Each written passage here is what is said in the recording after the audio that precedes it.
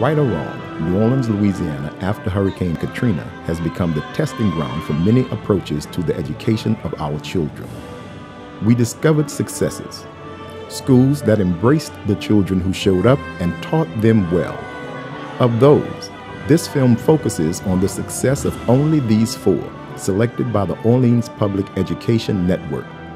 These 4, because even though 2 were charter schools and 2 were not, and even though 2 were moved from the Orleans Parish School Board to the Recovery District and 2 were not, we discovered that they shared certain characteristics, 7 correlates of quality education, characteristics which echo the findings of national research efforts.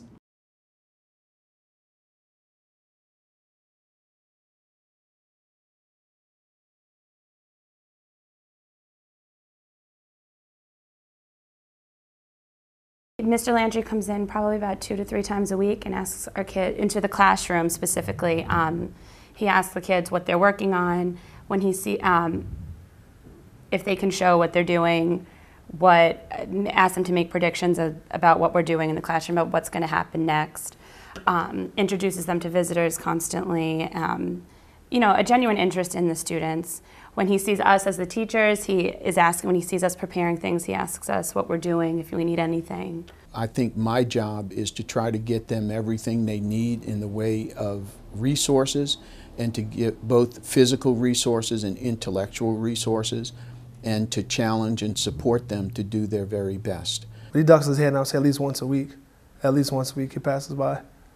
The administrative structure is really a key for us, because without the people who work as administrators in the building, this school would be nowhere. As one example, our business manager handles all of our relationships with the vendors, with our food service and our transportation service and our landscaping service and our bus service. He does all of those things. There's a person who is our curriculum and instruction person, and she is in charge of what goes on in the classrooms all the time. We have division meetings and administrative meetings with Mr. Landry on Wednesdays and Thursdays, and we will throw out ideas and problems and come together to solve those problems, to meet the needs of our students. I see the principal every day. Mrs. Smith is very, very involved with everything everyone is doing. We have weekly staff meetings every Tuesday where it's direct interaction with she and the entire administrative staff. We see her a lot. She comes to check on us, and sometimes she even helps us study. No matter what it is that they're doing in the neighborhood, no matter what the neighborhood is, that this school is like a haven, a safe haven for them, where learning is taking place, and where the kids have something to gain. Listening to your suggestions, taking them into consideration, taking any complaints and paying attention to them. I have an open door policy. I expect that the teachers come every day and work every day. I expect the teachers to teach as if they were teaching their own students, their own kids. But in the elementary schools, on any given day from nearly any takeoff point, there's a lot of stuff going on. And when you have a principal as involved as our principal is, at any point, from any takeoff point during the day, you may be involved in something she's doing. You may be called upon to donate some time to something. Every month we sit down and we talk about what it is that's going on in the classrooms, because you can go into the classroom and visit and everything's going to go quite well when people know they're going to be observed. But in this case, we go so often until you just can't say, well, Ms. Smith is coming today. We don't send out notices anymore. We just walk in, the teachers just agree with that and they go with that. So I feel that as the instructional leader, I must communicate continuously the mission of the school. I must ensure that effective management of the instructional program. To that end, there are a number of things that we have put in place to ensure, because post-Katrina, we realized that everybody was not doing the same thing. So we felt that we were doing things that enable children to be successful, allow children to learn. So therefore, we continued and elaborated on what we were doing. see her every day, interact with her on a daily basis. She's very visible here at school, visiting classrooms, assisting the teachers where they need to be assisted, talking to the students. She's in the cafeteria, she's out on the yard. So she's very visible. You have to be comfortable because you're on the move, and you have to be on the move. You have to go make sure the children know that you're here. You visit classrooms, you talk to children, you talk to teachers. So you have to be comfortable, and that's why we're naturalized shoes.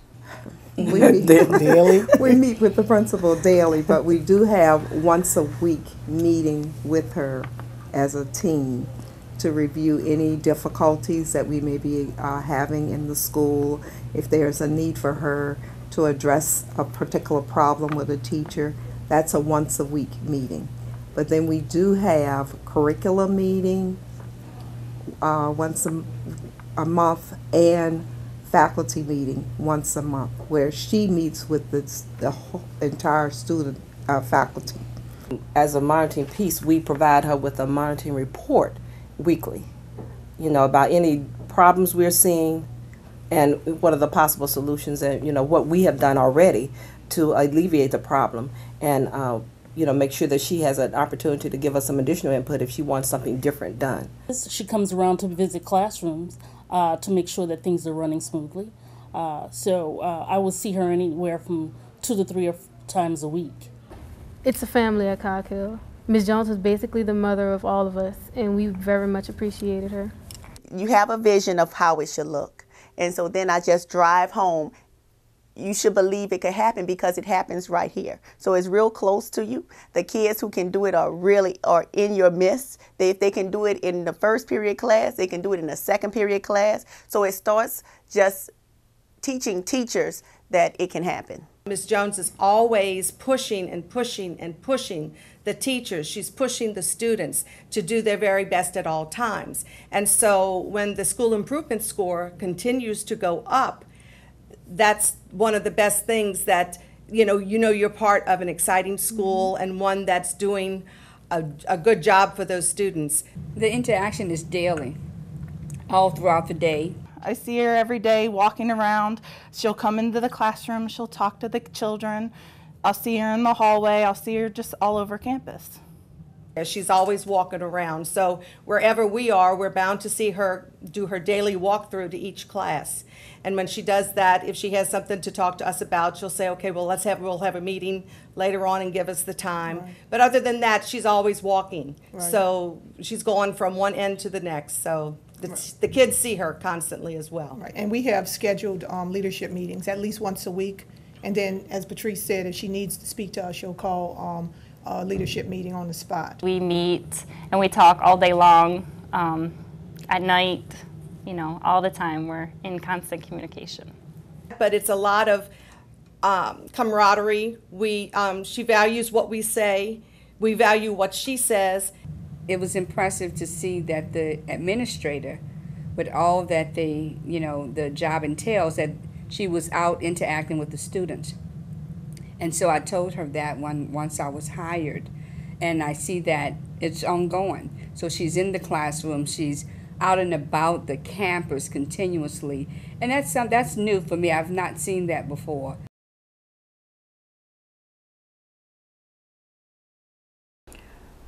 At Moton School, our mission as well as our goals all evolve around the children. We need to ensure that everything is put in place to ensure that our children are successful.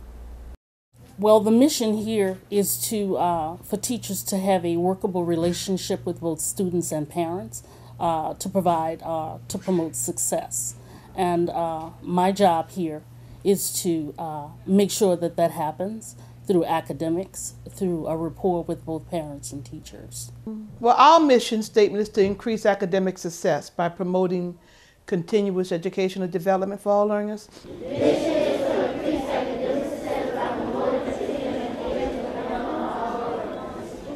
And that means that we want to make sure that every kid who comes through Bethune get a real good education, something strong that maybe later on in life they can apply those skills to middle and high schools and become successful, productive citizens in this world. The mission includes making sure that every child learns to their greatest capacity, and there are many children who are falling through the cracks, especially as regarding their reading skills, which affects every other learning skill. And my job is to catch the children who are falling through the cracks and help them come up several levels to where they can at least survive and then hopefully excel. My job connects to the mission because I teach all the children, and we have academic success for all the children, all 23. My job is to keep the children going and keep them striving to be better students and to achieve the goals that they need to achieve academically and socially. My whole goal is to make sure we can demonstrate that all children, no matter where they're from, can come to school and do well. Achievement remains our #1 goal, safety of the students and their academic achievement goals. My mission is to run a school where children from all walks of life, from all areas of the city can come. They can feel safe. They can get their lessons from bell to bell, and they can enjoy a school experience. And it's a simple mission, but it's hard to pull off because teachers and people must be lined up in the right places to get the job done. I think my job fits in because I'm helping the children to succeed, you know, to learn, to be successful at school and in life. Let us say the mission statement together.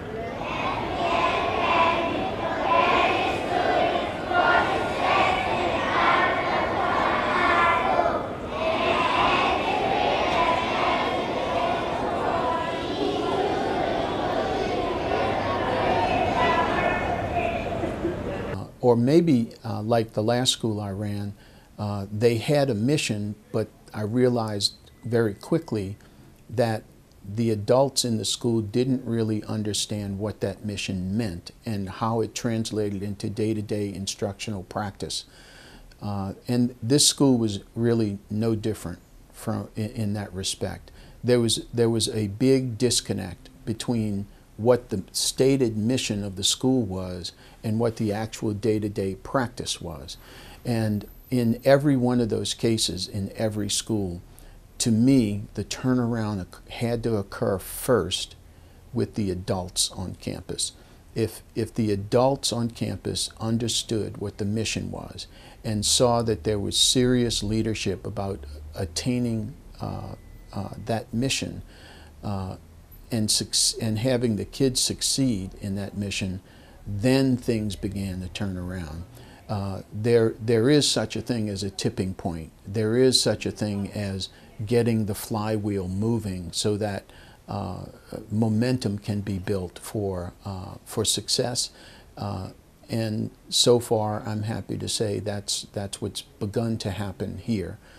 The mission of the students is for all students to succeed, every single one of them, to grow academically as well as socially, and for us to be accountable for all of the students in our classrooms.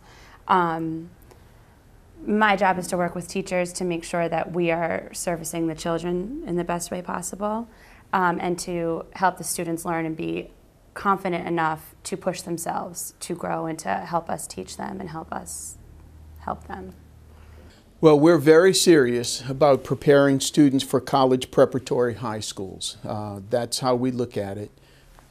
Prior to my coming here, I was running a school for 3-year-olds through the 12th grade in Colorado, and that flow of college prep academics really began way back in kindergarten for those kids who were there.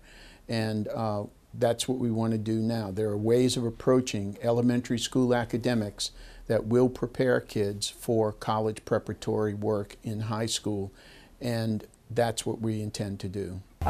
We also, my responsibility is also to make sure that the teachers are teaching the grade level expectations, make sure my parents are happy with the progress of the students, make sure that my students are ready for first grade and ready for kindergarten, and also to make sure my parents are meeting with meet monthly on a monthly basis to make sure that homework is being done, make sure that they have the necessary tools at home for preparing their students, for preparing their kids for school.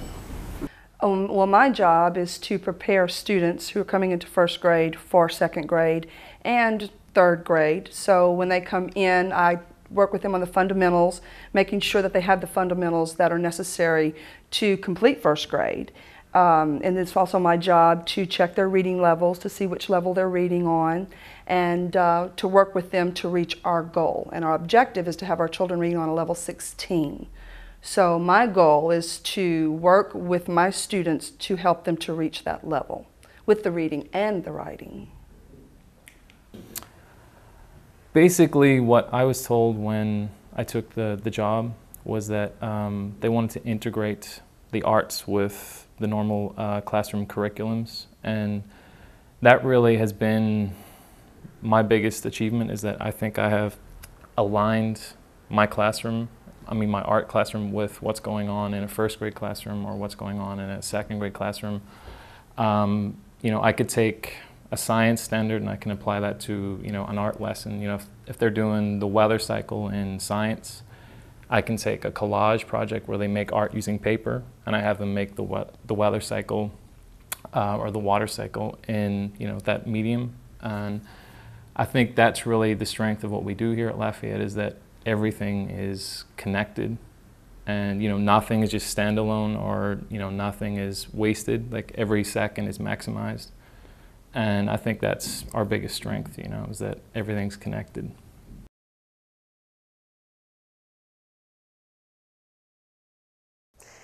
What is expected is for them to show up every day, on time, go to class, and we call it get their lessons, but to them it means sit in class, do their work, do whatever the teacher asked them to do. So we teach them, we go through a lot of teaching in the beginning of the year, what we call getting your lesson instruction. So we show you, this is what we want you to do. This is what you're expected to do every day. Go to class, sit in your seats, get your lesson. I guess we take the children that no one else, a lot of schools don't want to work with. So we have children who really need to feel at home someplace. You know, we have children that we really need to help understand that they are as important as everyone else and that they can do as well as everyone else. It's ingrained through the leadership team to help one another obtain our goals. We'll set our goals in leadership, and everyone will work together to obtain the goal. We may have, yes, we may have different assignments, but everybody can pick up and help out to make certain things happen. And we do have that philosophy of team. There's no I in team. So, you know, we're all teammates and we're working collaboratively to do what's best for every student. And I think that the students see us interacting that way, and they in turn interact the same way. So they, you know, really have respect for, you know, each other and for the teachers most of the time. I think we all work like a family. We feel we prepared our students to go out into this, to the other middle school or high schools and do well and make us proud. And I think of everything that we're doing, that culture is that we value them and we're giving them the best that they can get from us. We expect all children to succeed. Everybody deserves an equal and great education, and we just want them to succeed. We have some very clear and consistent expectations for our students. They're embodied in the school values, which we recite every day at assembly. They are respect, responsibility, and reach. We expect the students to respect themselves, respect others, respect their teachers and their school. We expect them to take responsibility for their education, responsibility for their actions, and responsibility for their school. And we expect them to reach for excellence, to reach to make the world a better place, and to reach to support each other. And when I talk to my teachers about instruction in their classroom and the level of instruction, I ask them, is your classroom, are you running your classroom like you would want your child's classroom run? Are you teaching at the level that you would want your own child taught at? And that really makes a person stop and think, am I doing the best job that I can do as though this were my own child? Would this be acceptable if this were my own child? People look at that school as one of the silk stock and great schools. So just because their moms and dads have 6 zeros behind their income and ours do not, does not mean their quality of education should be different. Right. So one of the things that I do is I go in those classrooms, we all do, and demand that our teachers teach these students to the best of their ability, to the best of that child's ability, whether it's, I have to find out if that child learns phonetically. I have to find out how that child learns mathematics. I have to find out if on Monday morning, why they are not having a good Monday. Well, our expectations, we have very high expectations for our children. For instance, I teach first grade. I have students right now at this point that are reading right at a 3rd grade level.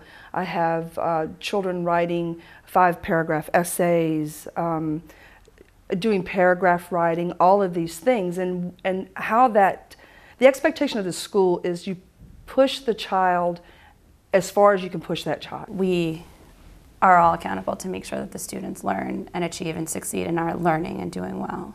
Like, we take any kid, and, you know, as a teacher, you know, that means a lot of work, but I think that is the way education should be run, because you shouldn't discriminate against a kid because of, you know, they have this condition, or, you know, they've been bad at this school. And I think that really is the best thing that we have done at this school, is that we provide an education to anyone. And as a parent of an autistic kid, I mean, that's very refreshing, because you really don't find that in this city. You know, there's not a lot of schools that will just openly accept any kid. We have very high expectations for the students, very high. And that starts from the first day of school. We ask their parents to try and be involved. I know we attack like a real, what's the word, diverse community here, because we actually open enrollment school. So that makes things a little bit difficult. But we expect nothing but the best from these kids. Even though we don't have the enrollment tests like some schools have, we still expect them to do just as well. At Moulton Charter School, everyone who works here has to have high expectations for children. We cannot achieve our goals if everyone does not believe that every child can learn. And to that end, we do all that we can, and we exhaust all of our resources to ensure that everything is in place to allow children to learn. We believe strongly that no one rises to low expectations.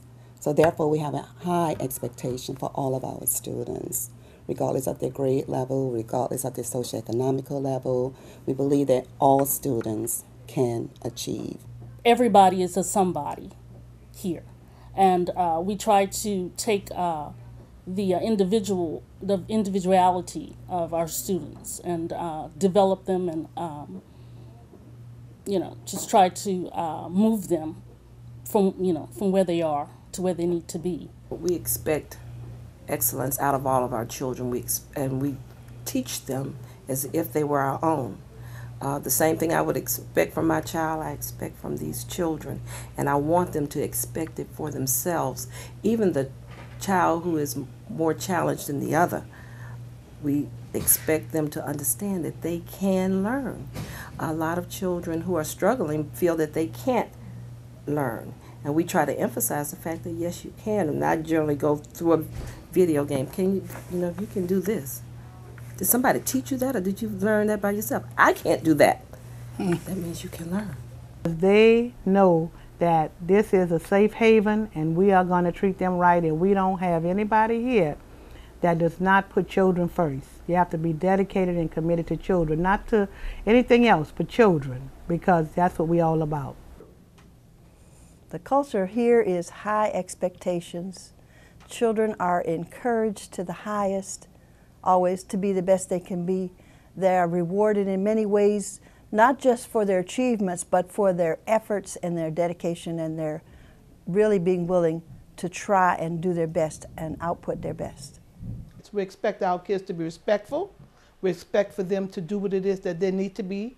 We expect for them to know that the adults in front of them are people who are interested in their success and want them to learn.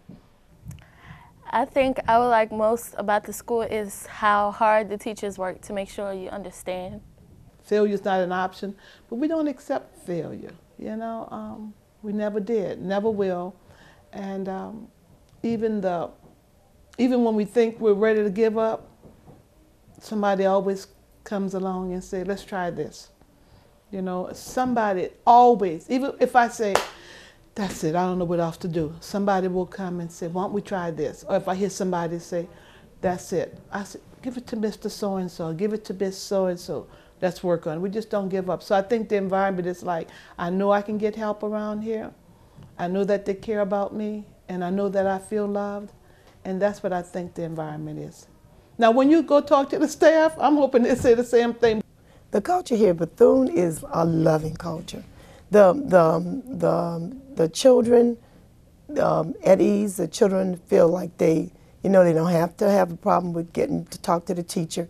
They know that they can because the teachers are available, and everybody around all work together to get the things done.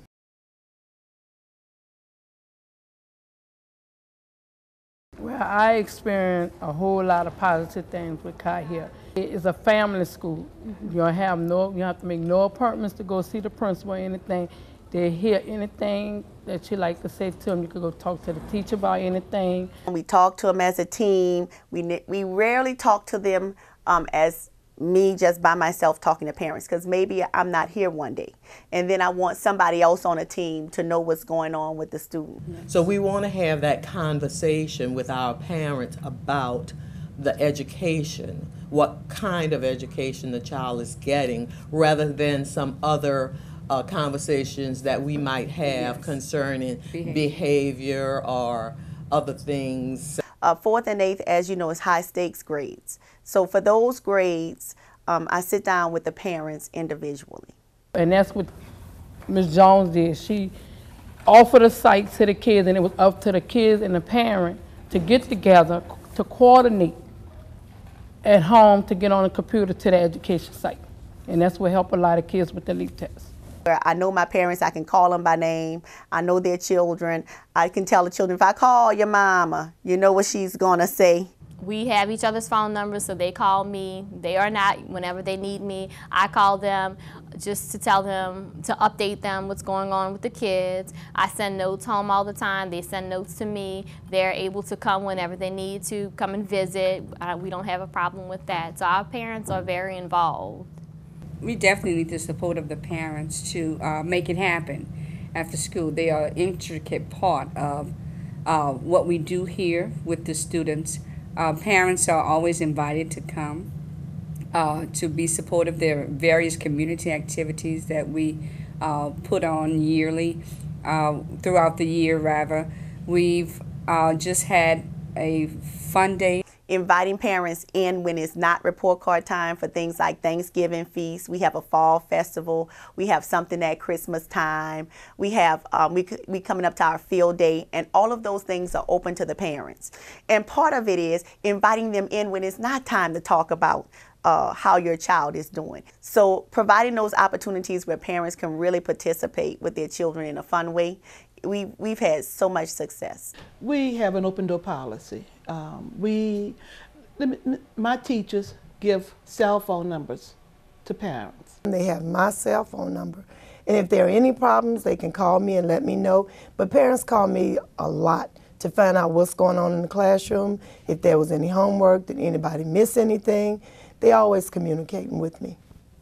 It's open door. They can come and sit in anybody's classroom anytime that they would like. And they know they are always welcome to stop by our door. Doors are always open to parents. If a parent calls, if a parent comes, if I'm busy, I'll just say, wait a second, I'll see you in a moment, but I will see that parent if that parent comes. I'll return every phone call every day. Sometimes I try to return it as soon as possible, but sometimes it doesn't permit because I'm about the building, and I will return it before I go home that evening. And we don't have a problem with our parents not feeling comfortable. I think that based upon the calls that I've gotten and the requests that I've gotten, that I think that we all are in this together. I think we have a family atmosphere here. As soon as I find the application, I'm gonna call you back, okay? Okay, all right, my baby. Bye-bye. See, that's a parent right there. We have a very high poverty rate, like most of the public schools in the city, and we have to support our parents so that they can support their children. You know, if they go home and do the homework and do the assignments, then there's no reason for them to be failing. The difficult part comes in when you have parents who work these blue collar and maybe even lesser jobs that can't really monitor and or assist with the child's homework. Then you have grandma stepping in and grandpa and auntie and uncle. You know, as a team, we have to get on the phone and call parents, sometimes call grandparents, call cousins, to make sure that someone's held accountable for that child's education, that we're not here at school, you know, on an island, essentially. Everybody has monthly meetings with their parents. And at those meetings, it's either we're going to discuss GLEs, grade level expectations, we're going to discuss a homework policy, we talk about the uniform policy, and I also get suggestions from my parents to find out what do you need, what would you like me to talk about at the next meeting, or what kind of tools that you need for your child for home or for homework. And the parents call the teachers. They feel very comfortable to call the teacher any time of the day to say, look, I need to do this with my child, or I had this issue with my child, or for homework at 9 o'clock. It's a collaboration between myself, the parent, and the student. So I try to keep them as involved as possible. My classroom door is always open. People are always welcome to come in. We show them that we care for their children. They think that they know that we view each one of these kids at this school as our own, and that's very important. Well, I think that's one of the most important things if students are going to learn and achieve. There has to be a home and school connection, and it has to be regular. It just can't be when the student is misbehaving. Before I was a parent liaison, I was a parent here, and it drew me to the school because it is very family oriented and it's very close knit. So even outside of the parent meetings and the parent newsletters, just one-on-one contact with the staff, with the principal. Every morning she's outside greeting the parents. So if you have any questions, any concerns, it's an open door policy. Our parents come out and they support us and we support them because it's a partnership. And together, the parents and the school work together to ensure success. We have some of our main activities are our October celebration, where the parents come to the school and engage in activities with their children. And then we have a Thanksgiving luncheon, and all parents are invited. We have our yearly operetta, which we are in the process of preparing for now. It's an honor court and operetta. And the parents are always very, very excited about that. We have a full house for every activity. We try to do some event at least once each quarter for parents to come and celebrate with us. Parents are more receptive when they find that you're honest and you're willing to work with them, and you get more feedback, a positive feedback from them once they find out that you have the student's interest at heart. It's just that everybody treats everybody with respect. I respect the parents, they respect me. The teachers respect the parents, they respect them. If there are any problems that the parents are having, I have an open door policy. They can come in and meet with me at any time. We can discuss whatever it is because it's all about the children.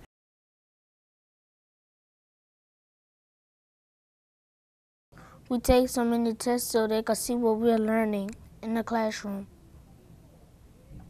At the beginning of the program, we pre-test the children. In midway, say about January, we screen them again. At the end of the program, we screen the children.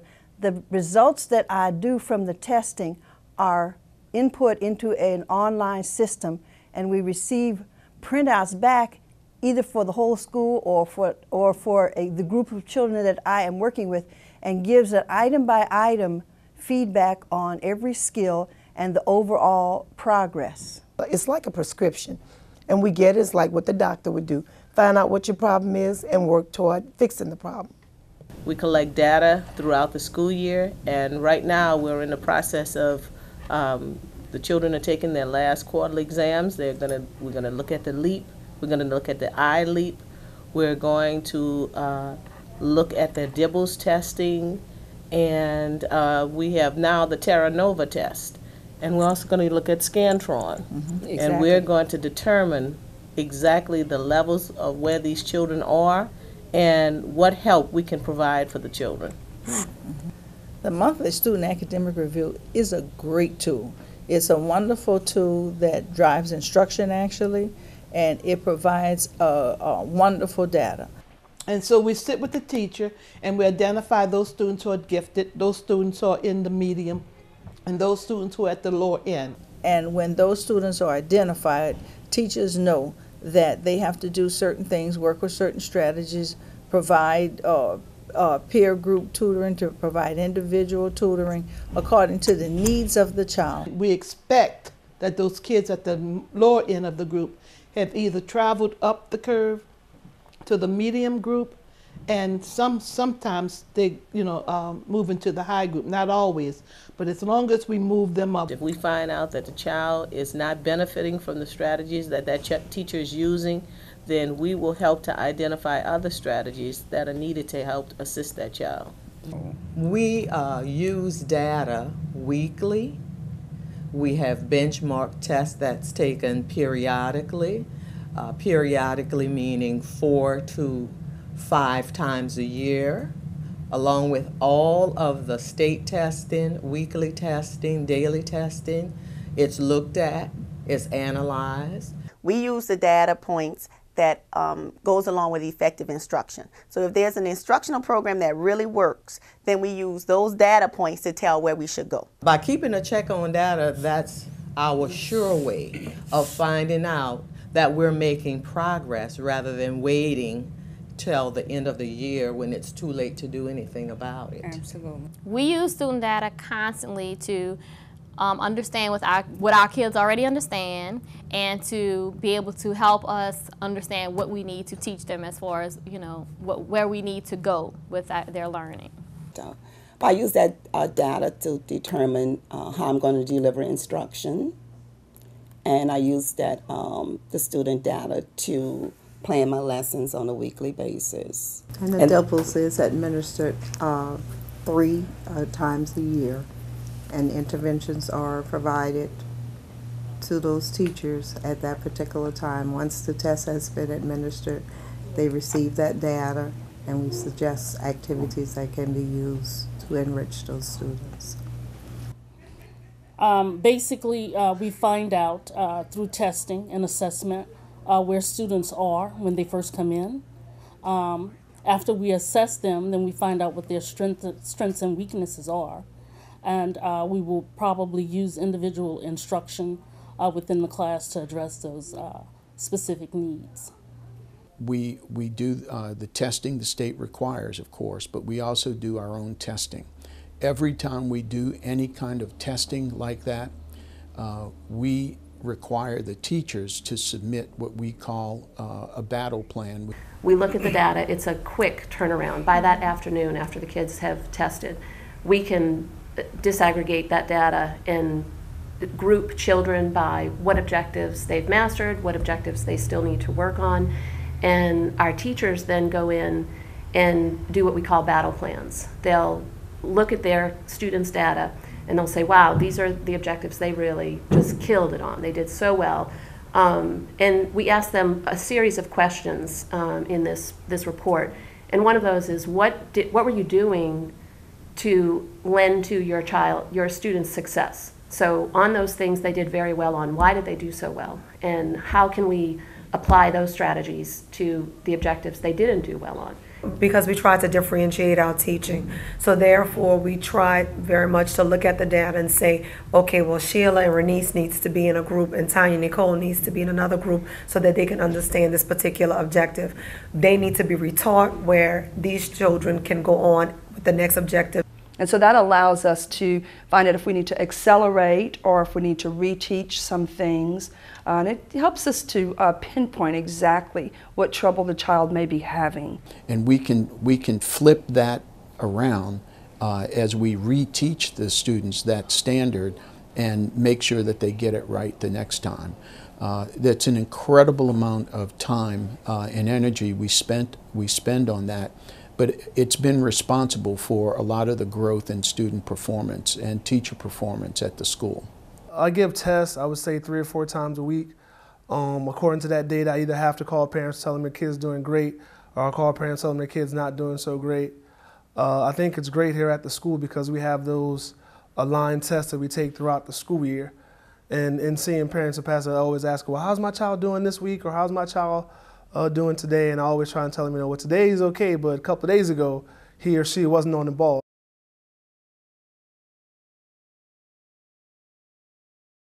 I like this school because they have teachers that teach us everything we need to know, and they would like to see us strive for excellence. Well, from the time we dismiss till 10 o'clock it's reading and language, and then it's math.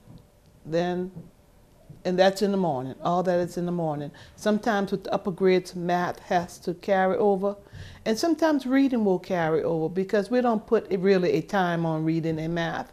What happens is that if we need to use the other part of the day to continue with the reading and math, we do so, but they get the science, the social studies, they get the PE, the music, and they get the art. Then they have the student council, Ladies of Destiny, the choir, the band, the piano group. Our kids from pre-K through 6th grade are playing the piano with 2 hands. You know, I've had lessons and I'm still on hand 1. You know, and that our kids do love it here, and that their parents love it. If we could expand and put some beds, I think we'll have some night guests, you know, sleeping over, you know, spend the whole weekend here, you know. But it's a nice place to work and be. I think so. I do all my work, and I am in a distinguished gentleman and in a band. I like about my school is that the teachers, they trying to improve us in life so we can do better. We can improve our grades and do better in life. But child goes to class, that's our highest priority for a child. The lessons are ready to go. There's no downtime in them.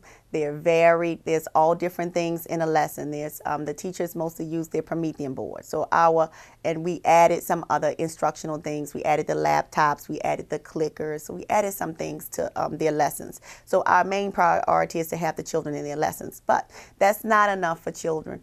We need to have some time when they're not structured.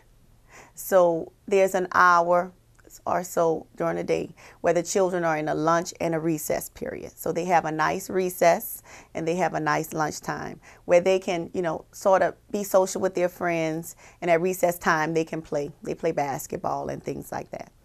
We have an arts program for the creative writing and dancing and drama and all types of stuff.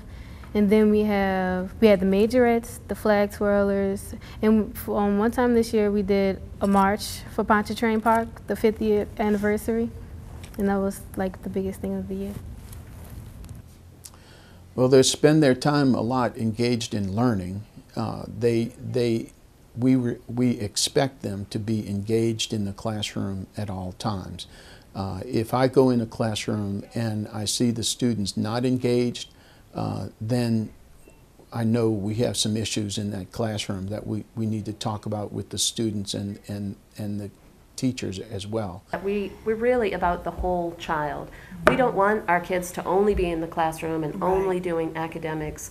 After school activities are just as important for middle schoolers. When I think back to the things that really hooked me in school and made me excited about coming to school, a lot of that was, you know, sports and extracurricular, you know, and so we go out of our way to make sure that we have that for the kids here. I've done everything from math through social studies, through history, you know, through my art class, and I mean, throughout the building, you'll find projects, you know, where they might be doing a landscape project through paint, but you know, it's a math skill that they're doing. They're doing symmetry, you know, but so they're learning without really necessarily knowing that they're doing math.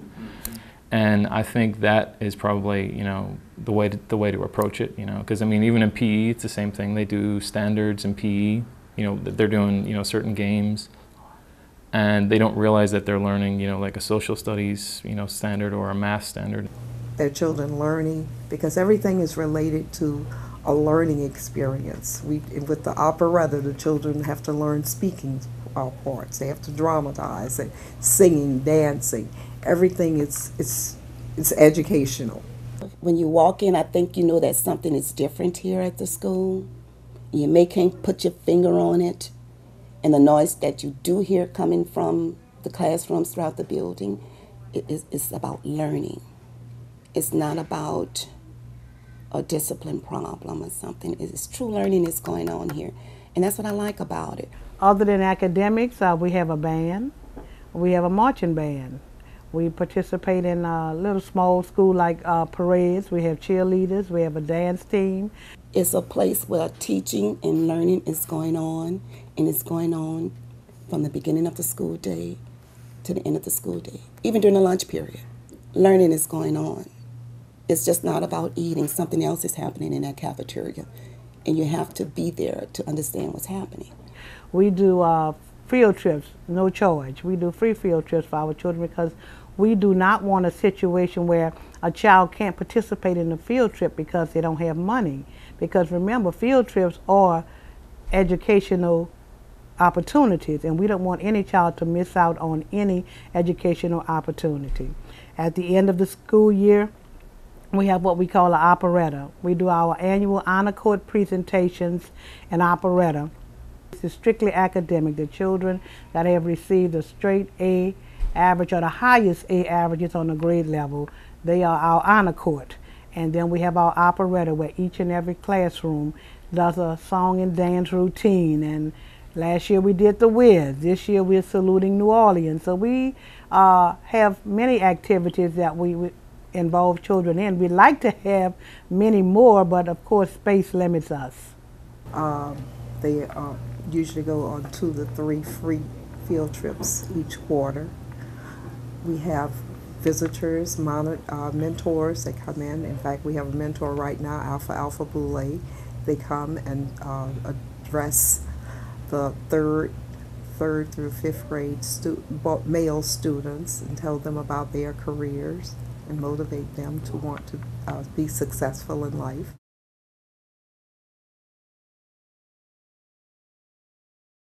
I would never say we had a behavior problem. We had kids who were out of school without rules and regulations, and once we got a hold of that, it's been a really easy to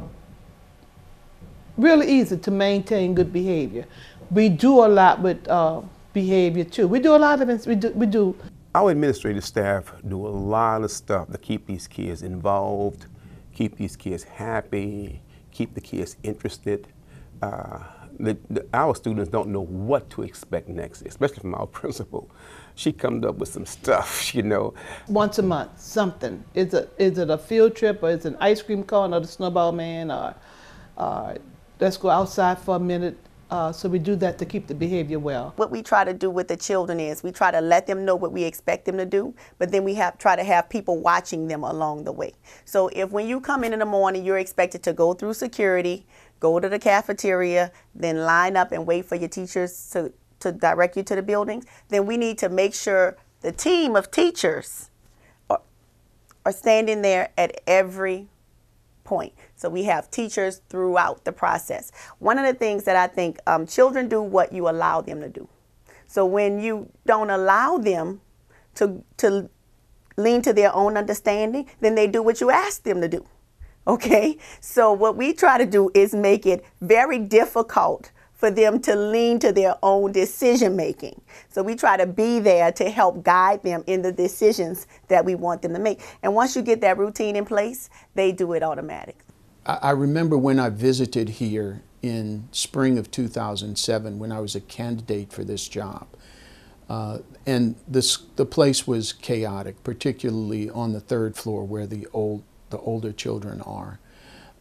There was very little respect that they showed to each other or to teachers. So we had to create the level of respect for the professionals who work in the building and expect them to reciprocate with respect for the students and respect for each other. And we did that with the students as well. And I think that level of reciprocity, of respect for the jobs that teachers have to do, the jobs that kids have to do, really makes a difference every day. And Countless consistency, times. consistency, Right. Yeah. consistency. If they know that when they walk in here, what we expect of them. Bottom line, you act a certain way, you do certain things, and if you're having difficulty, we understand that. We all have days when we don't want to be here and we don't want to behave a certain way, and we don't. But one of the things we do too is discipline with dignity. We'll pull them aside and we'll bring them in our office, and Nicole's famous quote is, "What's wrong with you? You need to take a nap." And they'll really sometimes just take a nap, and when they wake up, they feel so much better. One little boy came in my office and Mr. Bell asked him, he said, "Man, what's wrong?" And he just started crying and crying. He never answered the question, and that was okay. But I'll tell you, after those 3 days that he spent in my office, he has not been in my office since. And not that he was so much punished, but he just really needed that time away to get to himself. First of all, we don't do name calling. We're not going to say, "Hey, knucklehead, come here." We're going to call them by name, because we learn the names of our students. Rather we say, "Come here, Mr. Tap," or if we don't necessarily know their first name, we're not going to scream, "Stop running down the hallway." Walk, young lady. Walk, young man. I think it's teaching them what the expectations are and changing the way you talk to children so that you're talking to them positively, not negatively. Yes. Not telling them, "Don't do this, you always do that, don't do that, don't do this. Hey, this is what we expect. I need you to do this." We also have social workers. That's another thing too. If our kids are going through some things, whether it's a death or a moving or anything, we try to, teachers will let us know about different things, and a lot of times they will tell social workers, but the main thing is letting everybody in the formula know what's going on so that nobody's in the dark. We're very firm, but by the same token, I'm going to discipline you with dignity, and I'm going to remain with my dignity. And I'm going to show you that I'm not going to get out of character, or I'm not going to let you get me out of character, because as they say, you can never control another person's behavior, only your reaction to it. So we have to there's many times when we probably want to snatch somebody and say, "What are you doing?" But we have to remain as professionals. We have to remain in control of our behavior so that we can show our students that it's not about constantly getting a whipping or somebody yelling and cursing at you, that you can have a civilized conversation and change your behavior. We do expect them to take responsibility for their education. That's one of our values, and we go back to that all of the time. If they're not doing that, then that's the question we ask them. Can you tell me how your behavior right now demonstrates that you're taking responsibility for yourself? Well, the first day of school, we set the tone. As far as behavior is concerned, we have a school-wide rule about behavior, and each student is expected to maintain that specific behavior that we have set up here. And for the most part, they do. I find a lot of schools have problems with discipline.